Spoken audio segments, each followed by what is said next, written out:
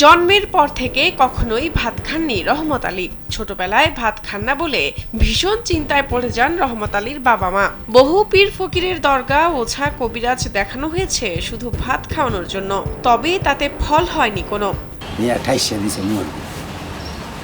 আমার মিষ্টি ভিতরে একটা ভাত দিছে, কলার ভিতরে ভাত দিছে, আমার বমি হয়েছে। ডাক্তার বলছে আমাকে যে এই যার ভাত হবে রুটি খাবে, সবজি না, রুটিন না রয়ে গেছে। যেখানে বাঙালি একদিন ভাত না খেয়ে থাকতে পারে না, সেখানে রহমত আলী ৫৪ বছরের জীবনে ভাত খাননি একবারও।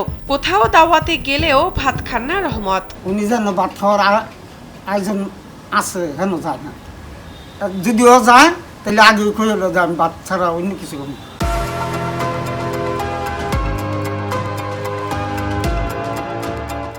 সামনে ভাত দিলেও উঠে চলে যান রহমত। মাছ ভাত দিয়ে দেখছি, টেস্ট করে আর লয় না, উঠা করবো একটা লাগাতে নেই, গিয়া ঘোরাঘুরি করবো, পরে আবার কেন বই বসে।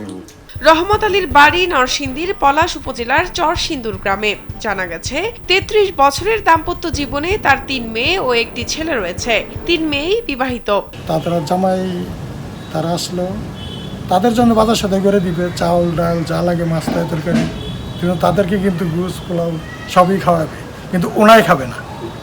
কিন্তু ওনার জন্য এক্সট্রাভাবে রুটি দিতে হবে, জায়গা নিয়ে যায়। কিন্তু বিয়ে শাদীর অনুষ্ঠানে গেলেও ওনাই খাবে না, দরকার লাগে ওই 2 টুকরা গুস্ত খেয়ে চলে আসবে, কিন্তু এছাড়া অন্য কিছু খাবে না।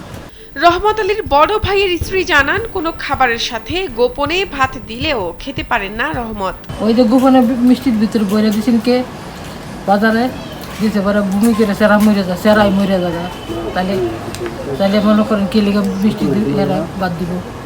রহমত জানান, তিনি ভাত খান না এ কথা ছড়িয়ে পড়ায় ডাক পেয়েছিলেন জনপ্রিয় ম্যাগাজিন, অনুষ্ঠান ইত্যাদি থেকেও। আমরা আমাকে বলি 20 বছর আমাকে বলছেন ইত্যাদি বলতে যাই।